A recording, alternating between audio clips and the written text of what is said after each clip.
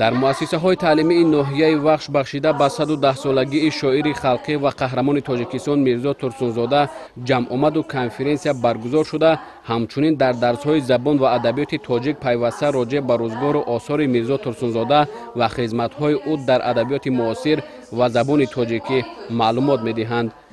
мо омӯзгорон ба ҳамаи шеърҳо, достонҳои Мирзо Турсунзодаро бо як самимият хонда ва ба хонандагон талқин мекунем.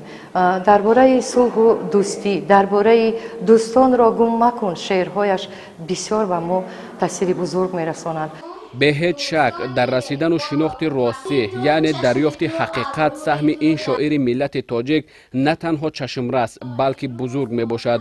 огоҳ будан аз ғами мазлумҳо на кори ҳар кас ва ҳар шоир мебошад. дарку эҳсоси ғами рӯзгор ва давр агарчи баъзеҳоро даст медиҳад, аммо дарку эҳсоси ғами чандинсола на ҳар киро насиб мегардад. барои ин ба маънии тому асилаш дили огоҳ бояд дошт, гуфта буд шоири зиндаёд Мирзо Турсунзода. дар маъсаамон як қатор чорабиниҳоро ба нақша гирифтаем ва аз ин нақша чорабиниҳо аллакай бо хонандагон кор карда истодаем. хонандагон дар бораи ҳаёт ва фаъолияти Мирзо Турсунзода аллакай шинос ҳастанд.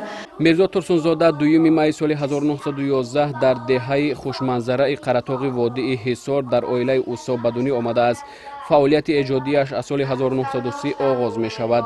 аввалин маҷмӯаи шеърҳои ӯ бо номи Байрақи зафар соли 1932 аз чоп мебарояд. ҳамин тавр бо гузашти замон Мирзо Турсунзода даҳҳо асару достонҳоро таълиф карда, номи худро дар адабиёти муосири тоҷик бо ҳарфҳои заррин муҳр зад.